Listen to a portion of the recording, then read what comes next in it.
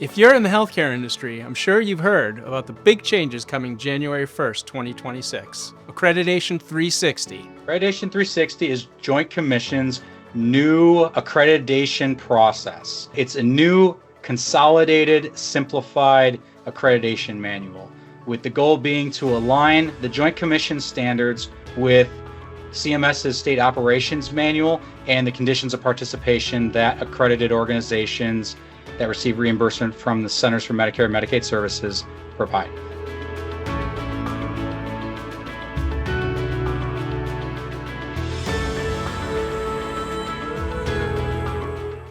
Today we're going to talk about preparing for Accreditation 360. Again, there's a lot of questions.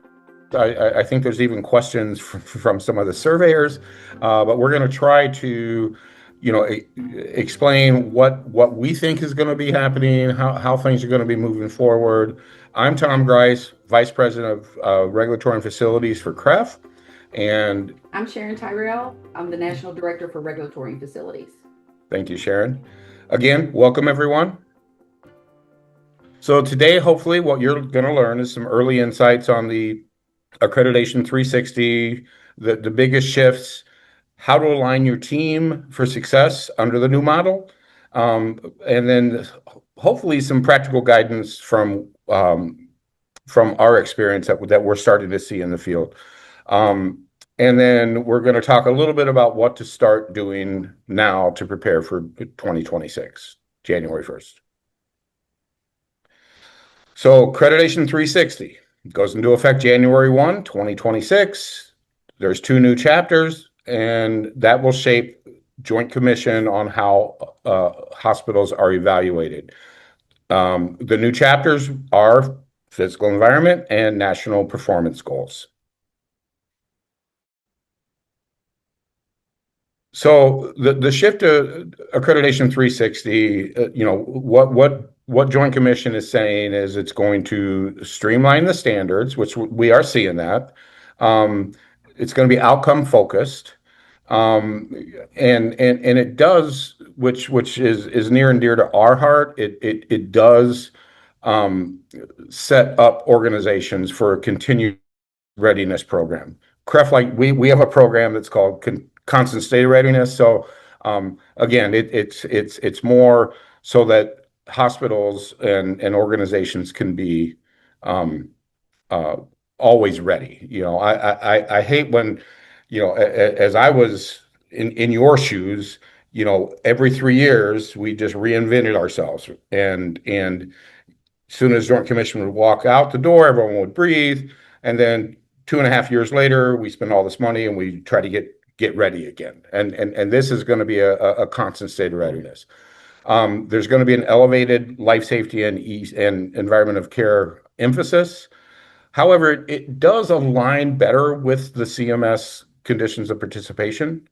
And we deal with D&V a lot. It is more like D&V. D&V comes on an annual basis. They have very general standards and so forth, just like what Accreditation 360 is. So what's staying the same? So really everything is staying the same, right? There's been no changes as far as the requirements themselves.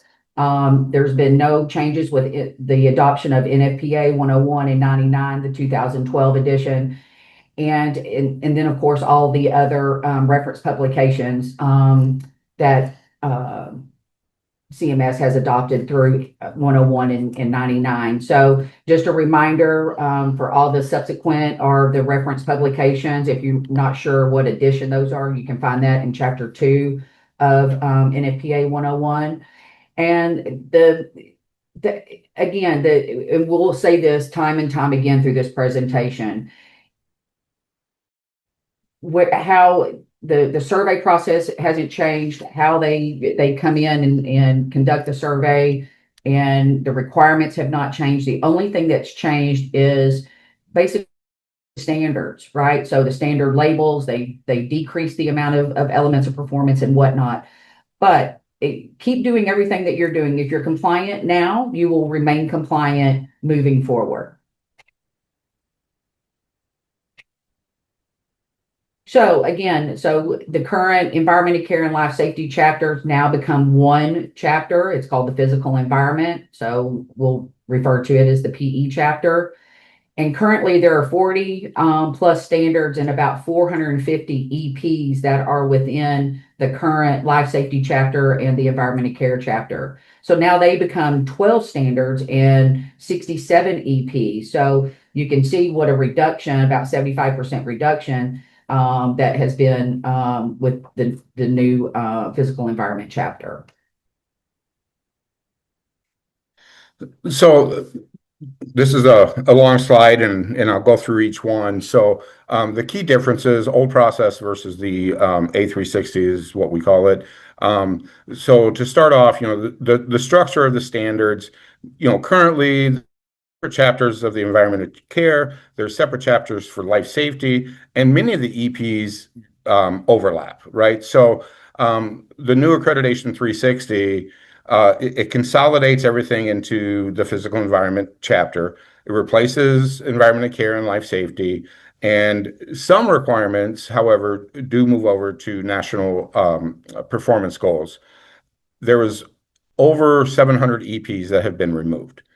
That's good, that's bad. We'll get into that in a little bit. But number and redundancy. So many of the standards and EPs with overlap and duplication currently, they duplicate each other, and I'm sure you all have seen that happen in your organizations. So now, the new A360, there's fewer standards, fewer EPs.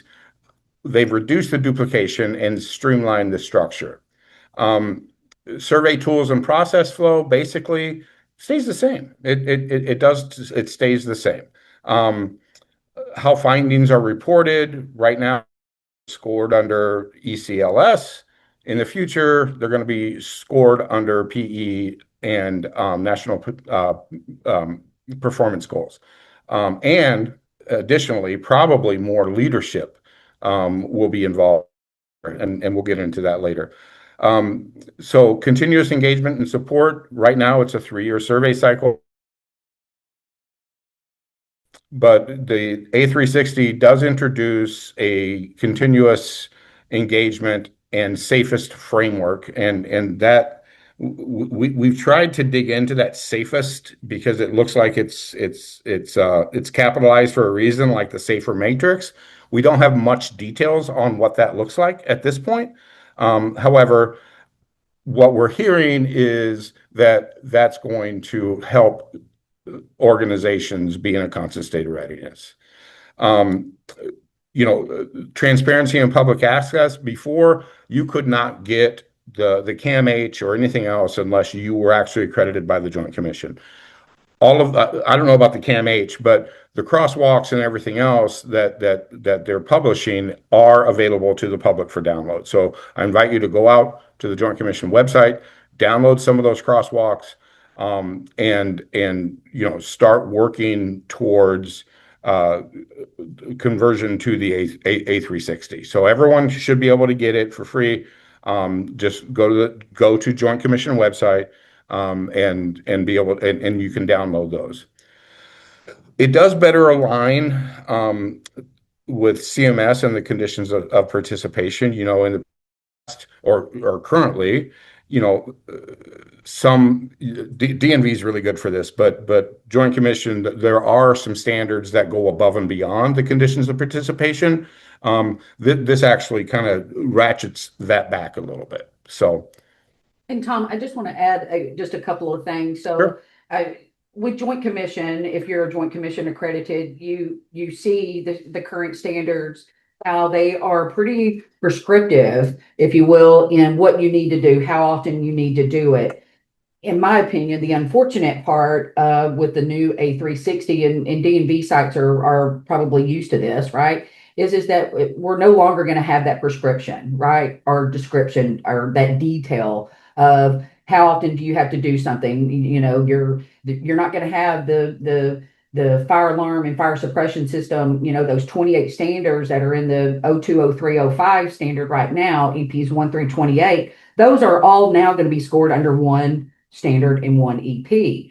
So you're not going to have, you're going to do your quarterly supervisory signals and, semi-annual water flows and all that. So recommendation for you guys is print a copy of the current standards right now, right? Use those as a guide.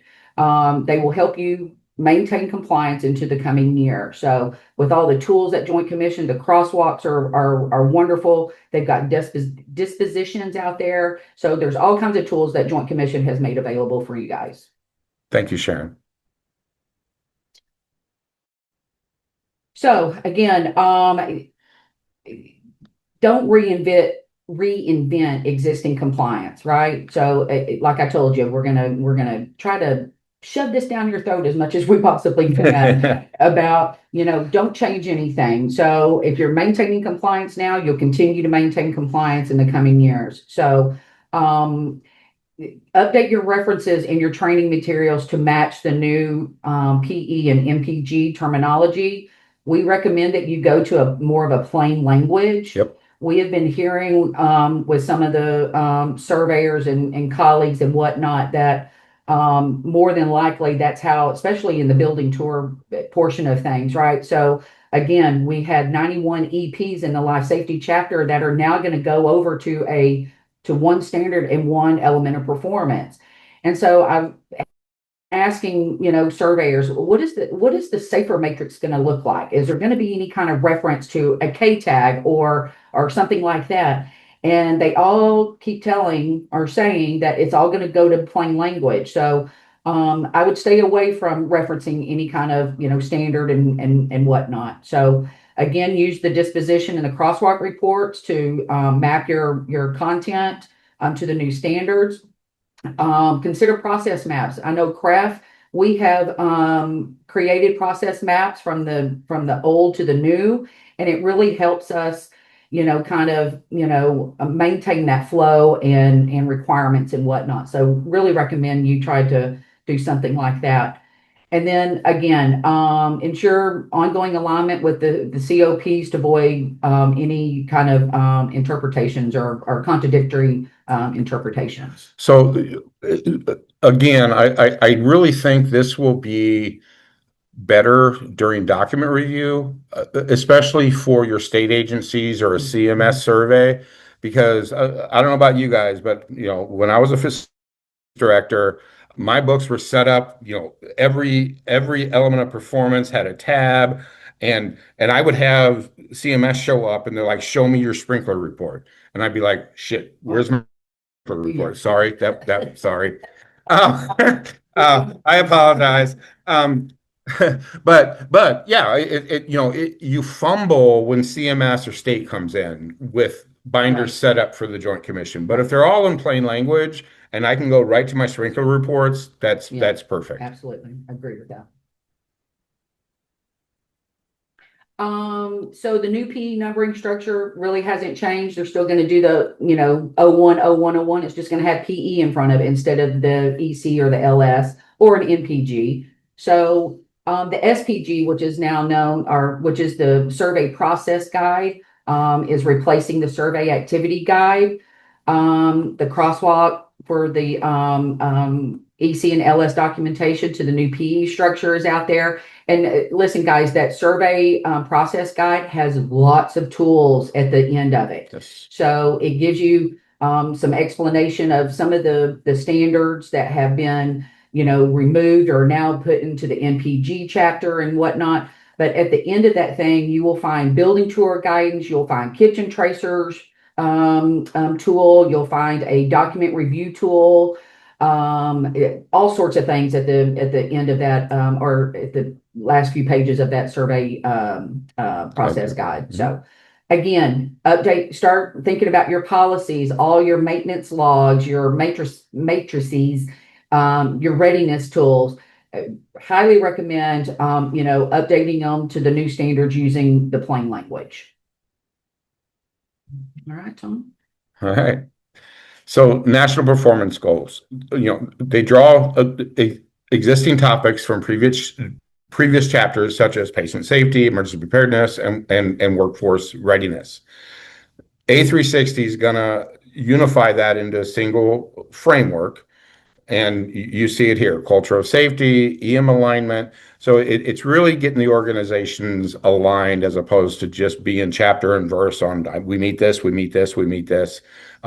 So it just unifies the organization in a better manner. And also, national performance goals are those standards that Joint Commission, when Tom spoke earlier about, there are some standards that go above and beyond the conditions of participation. And the national performance goals is basically what that is. So those are yes, they're standards, and yes, you will be cited for them, but they go above and beyond the CMS's conditions of participation.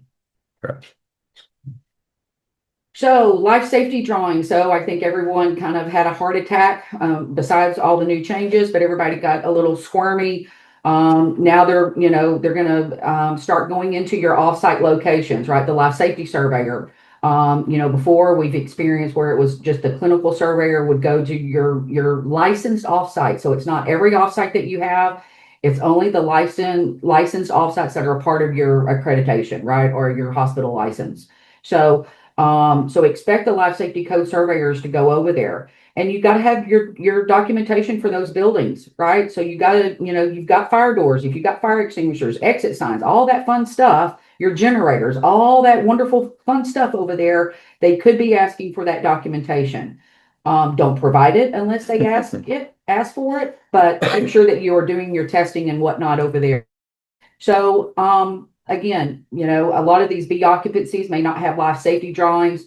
And in the beginning of all this, they were telling us, oh, well, you've got to have all the same requirements and do all the same things at your B occupancies as you do it for your hospital.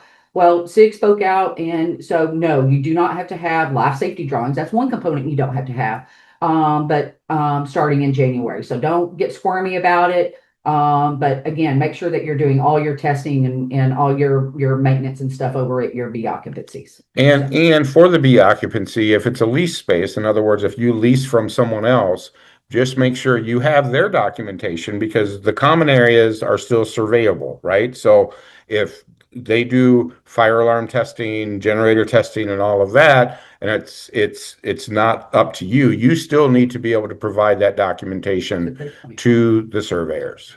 Great point. Okay. Go ahead. All right. So concerns we hear from the field. So multiple interpretations. I mean, people, this is a change. In our opinion, it's not that big of a change, but change is hard for many people. So, there's multiple interpretations. There's multiple interpretations become a single scoring and documentation. So there's some issues with that, right? So the guardrails are now eliminated. Individual surveyor discretion potentially is going to increase findings, and we'll talk about this in a little bit. But just because there's less standards, there's going to be more findings in a single standard. So we think that's going to potentially roll up and roll over, right, on the safer matrix. So just keep that in mind. So our take is the scope is more widespread. Again, leaving it up to surveyor dependent, and we all see that. Higher risk due to the number of findings that could be scored under a single standards. As we see it now, if you get 3 findings under a particular standard, it potentially can roll up. We think there's going to be more leadership involvement. In other words, there's going to be scoring under leadership more than it was before, or than it is now, right? So EC, life safety, et cetera. And then potential, especially the beginning of the year, probably up until June, there's going to be inconsistencies because, as we talk to surveyors that we know, they're still not totally aware of how this is going to look. I think there's going to be some inconsistency, just like back in 2016 when the safer matrix and the See It, Cite It came out, and we adopted the 2012 life safety code. So there's going to be some inconsistencies, I think, is what we're anticipating. So. Go ahead. The procedural changes that we're thinking is going to be happening is there's going to be more field time. So what we're hearing is they want to focus about 2 hours on document review.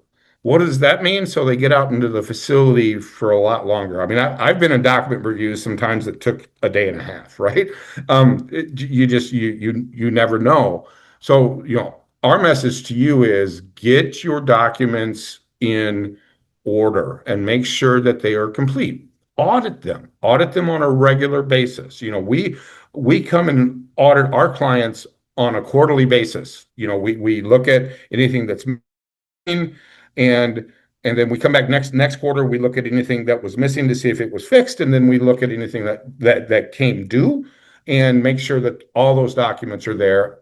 Additionally, that any deficiencies have been rectified.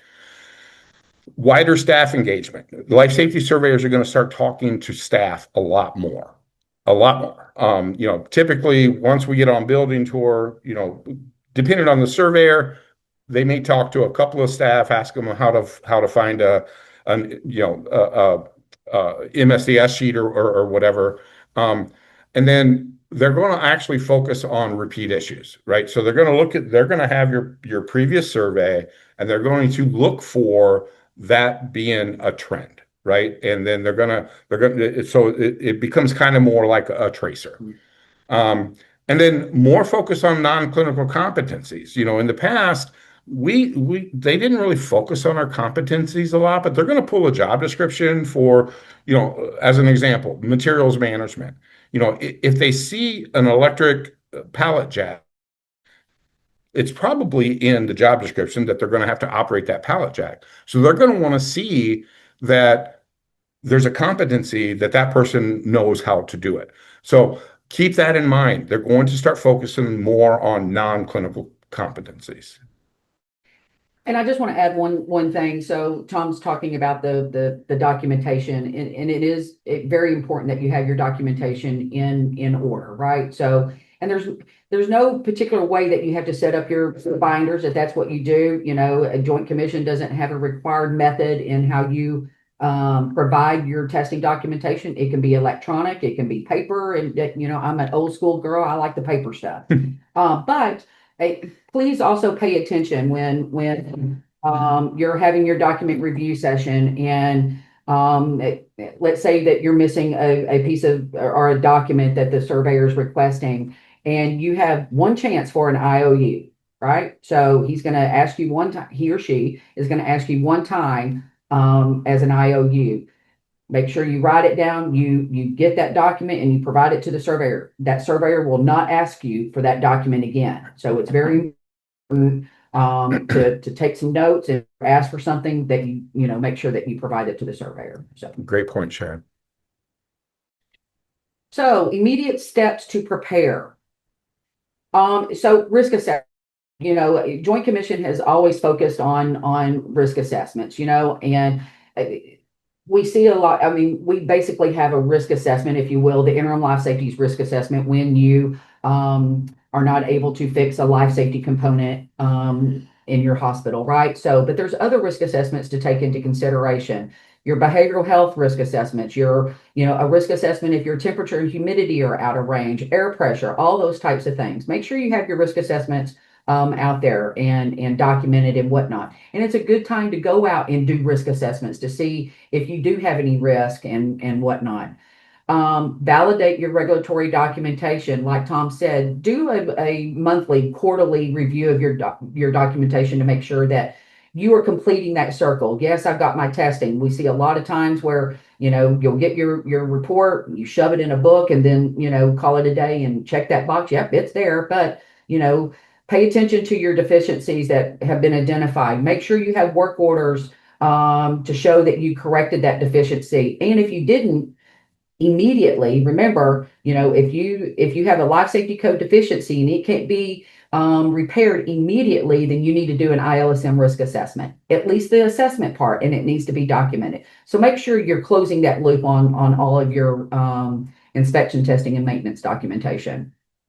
There's going to be get your cross department alignment, especially in the areas of like radiology and whatnot.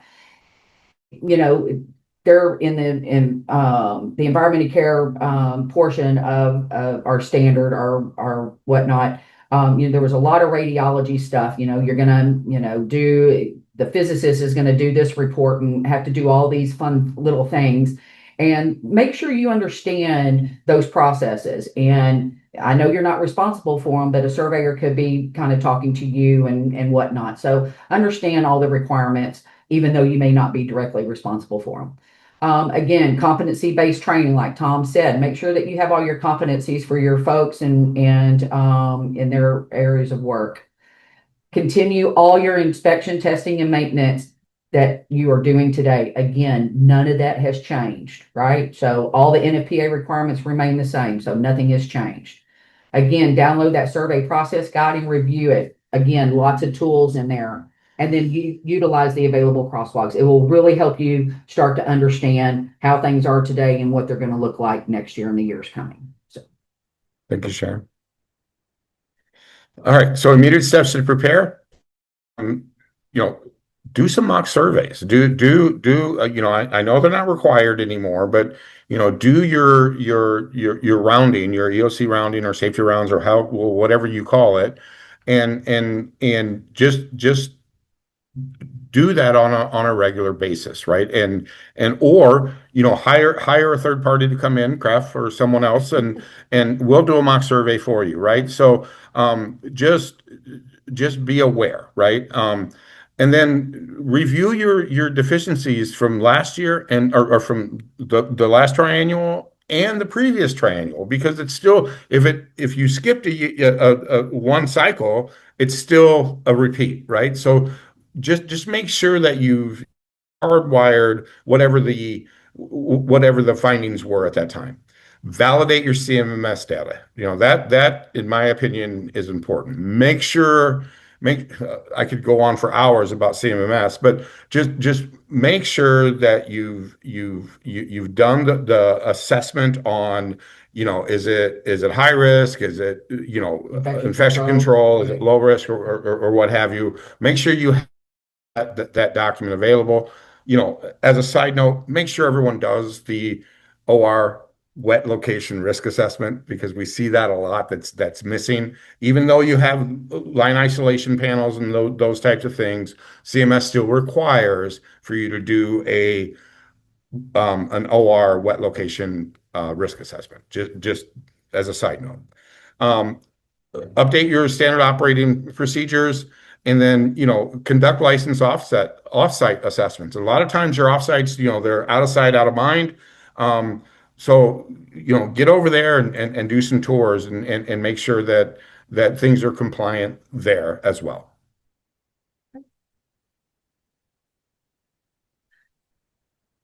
okay. Ongoing readiness. So the impact. So again, we're thinking that there's going to be increased risk expectations. There's going to be some collaboration is going to be emphasized. You start thinking about, daily compliance, reviewing the work orders or your PMs and stuff on a daily basis. And then, try to start thinking about maintaining that constant state of readiness. Anything to add there, Tom? No, I think you covered it. I think we've driven home the constant state of readiness already, so I think we're good there. Yeah. Go ahead. So field tested strategies to prepare. Again, here again, we tell you constant state of readiness, right? And then rapid communication. Just make sure when you find things out there in the field, or if there's issues, that the communication channel remains open. Cross department up to leadership. There's a lot of times we need funds or what have you to fix things. So just make sure that you're communicating your needs for your house, right? And then cross-disciplinary tracers, and this is Tom Grice speaking, not anyone else. People ask me all the time, do you have an environment of care checklist that we can go out and do our safety rounds. I'm a believer that if you have the right people doing rounds and it's cross-disciplinary, everyone knows what they need to look for. If you use a checklist, I think you lose sight of everything. This is Tom Grice, this isn't anything else, but I think you lose sight of a lot of things. If Tom Grice comes in and does the facilities, and I have the housekeeping supervisor doing, infection control and cleanliness, and I have dietary, looking at are they foaming in and out of the rooms, those types of things. You have a much better program when you're going out and doing these surveys. And then again, can't stress it enough, competency validation. You got to make sure if it's in the job description, there's a competency in their file that shows that they're competent to do whatever it is. New tools and resources again. So Joint Commission has developed and distributed webinars on all new chapters within the Joint Commission now. So there is a webinar on the physical environment and the NPG. Highly recommend that you take a listen to those. I believe they're available for a little while longer. I know that there's a cutoff point for that. Recommend that. Again, your survey process guide.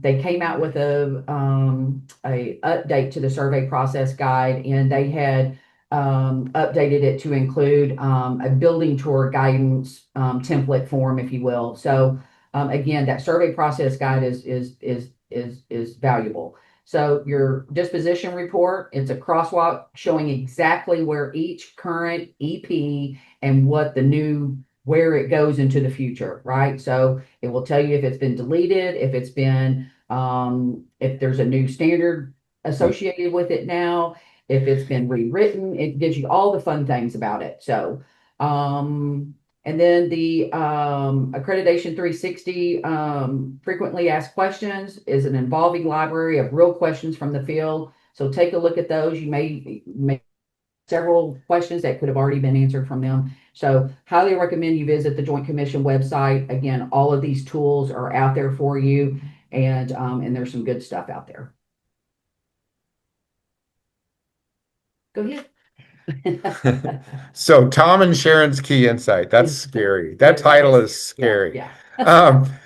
All right. So first of all, Joint Commission, as I haven't said yet today. I've been watching myself, but Joint Commission is the new name to refer to Joint Commission.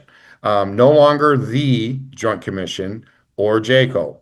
And they actually made a point in that in several different presentations that they did. So just keep in mind, surveyors, they may cite it, I don't know, but again, it is now the Joint Commission.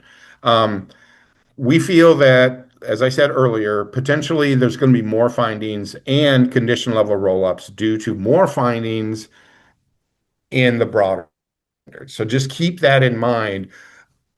Let your executive leadership know, exactly what I was because for some reason all the surveys I go through, it's how many findings, it's like they're keeping score. So they need to be aware that there's probably going to be a lot more findings. And they're going to shift over to the widespread and they're going to shift. So So good point. Yeah. Plain language, that allows for more alignment with CMS and state requirements. I think that is the best part of this, is that we can have, I've been in organizations where they have a binder for CMS, they've got a binder for their state, they've got a binder for Joint Commission, and they have to, every report they get, they have to copy it 3 times. Right. This, you can have one binder system and be aligned with all the requirements. So I think that is a positive of the change. And always, the requirements haven't changed. It's just where they're scored. You still have to, do everything. If you're compliant now, you're going to remain compliant. Period. Can't stress that enough. Yep. Keep doing what you're doing. Don't change it. Don't change it. Yep. Okay. Thank you, Tom. Mm-hmm. Final recommendations, again, start now. We've only have a few weeks, and I hate it for the folks. I guess someone has to be a guinea pig at the first of the year, but I feel sorry for you guys who are due Joint Commission in January. I've got a hospital that I help, and I know they are stressing big time. So, but start now. So, your documentation in line and in order and organized. Focus on your people and your processes, bring in, start educating your staff on these changes in the new processes or the process. So, keep your documentation simple. Again, only provide documentation to your surveyor if they request it. Only answer the question that is asked. Don't vomit at the mouth. Don't just hand them your binder and just give them all your things. So, and then of course collaboration, with all your departments, with executive leadership, senior leadership, department directors, all the way down to the housekeepers and not. And it's a change, but it's not really a change. It's only changing the standards and how they're scored, and that is it. Continue doing what you're doing, and you'll be great. So, again, we can support you with readiness assessments, physical environment strengthening, mock surveys, training programs, education. We can even do competency gap analysis, provide process maps for you. If I'm sure most of you have these programs already within your hospital, but if you don't, feel free to reach out. We have all of it. We've been creating it since the announcement was made that we're moving to A360. So just, if you are struggling, we are here to help. Reach out. Just reach out. Yep. Thank you, Tom. And here's our contact information. So Peter, any questions, anything? So again, my name is Sharon Tyrrell. Here, my email address, and Mr. Tom Grice, his email address. Again, if we can help in any way, please do not hesitate in reaching out to us. Hey guys, Thank you can I all ask? for attending. Thank you. Yes. Before you leave, there's a couple of questions that came in. Do you mind if I fire them to you? Oh, sure. But you know what's really interesting? And this hit me when I was listening to you guys speak. So, and your messaging is right on with, Jim Grant has been on the healthcare facilities, right? Not big changes. But I always look at it like I'm not a technical person. I'm more like I was a recruiter in business development. I was a project manager. I'm not what you guys, but it hit me that if I'm listening to this, everything's perception in the world, right? Mm-hmm. So and your key point, I think the biggest takeaway when you said to tell your executive leadership the changes. If I'm a director and I know that my C-level doesn't necessarily understand what I do or sometimes even care what I do, I just got to keep things running. Right. And now these guardrails are eliminated. The leadership only sees we're getting dinged more now. That's on you. What are you doing? Probably higher and wider, and it's going up the food chain, if you will. So, and we saw that in 2016 with See It, Cite It. Yeah. And I was right in front of my leadership saying, you don't understand. If they see something, in the past, they would just walk by it if they only saw it once. Now they're going to cite it. Yeah. And I was in front of my senior leadership at that time. Yeah, we know the days of, 2 or 3 findings here and there is out the window and has been for quite some time. Yep. They're going to find something. They're going to do it. So, give them the low hanging fruit stuff. Give them that stuff, that easy fix stuff. Yep. So go ahead. Yeah, that was great advice to start now, right? Because you have to start now to educate, because it's going to take a while it's like planting a seed. It doesn't just pop. It just takes constant reinforcement, which you guys talk about quite a bit. Right. Yes. All right. So first question, what are your thoughts about maintaining the management plans? Thank you, Skip. Yes. So maintaining your management plans, again, plain language. And again, this isn't a sales call, but we do have standard management plans adjusting to the new A360 standards, but maintaining your management plans shouldn't change really much at all. They do not have a standard associated with them now. So everyone's thinking, oh, they've been deleted, we don't have to do them and whatnot. But if you look through that survey process guide, it does talk about your management plans, your annual evaluations, your environment and care committee or physical environment committee, safety committee, whatever you would like to call it. So those things are still talked about in the survey process guide. So don't go away from doing your management plans and annual evals and your safety committee and whatnot. So Correct. but yeah, like Tom said, use plain language. Get away from referencing any kind of standard or K tag or A tag or anything like that. Just use plain language. Even in your policies, don't put standards, ECs, people's names in your policies, right? You just keep it simple, keep it plain language. Then when changes happen in the future, you don't have to go back. But so many policies we see that at the end they have a reference to EC, whatever it is. So keep that out. Just keep it plain language. Yeah.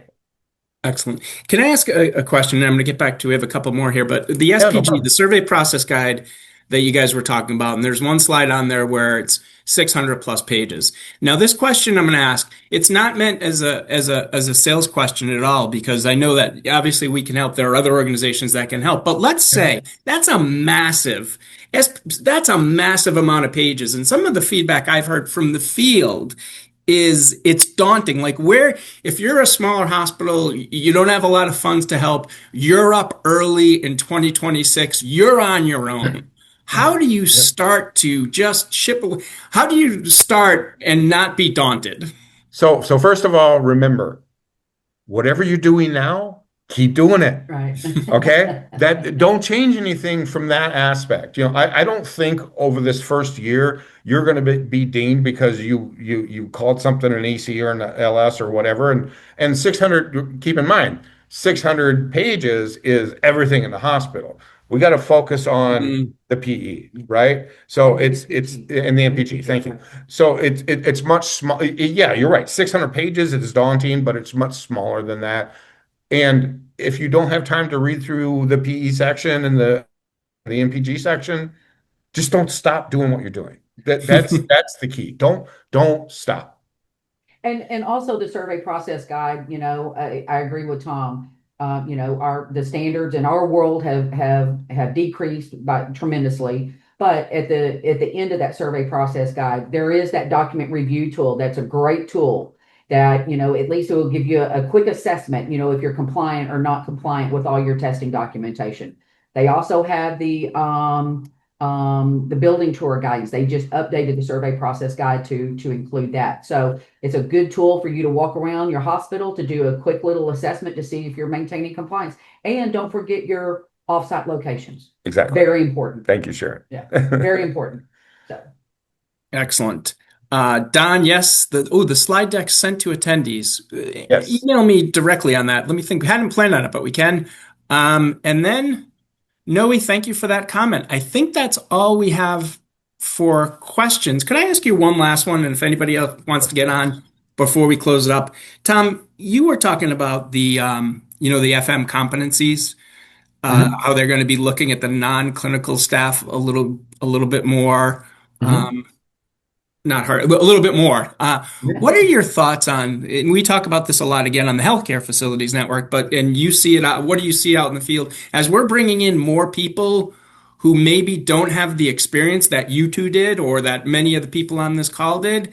How is an organ, like, if you're looking at what should somebody do to make sure that the job descriptions aren't going to mess them up on these surveys? Like, if you have somebody in there who doesn't maybe have that experience, how do you manage that?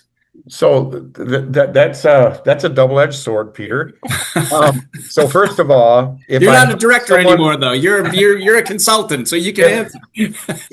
If I have someone that is using, a piece of equipment or whatever, it's in the best interest of the organization to make sure they're competent, right? Because you don't want someone getting hurt.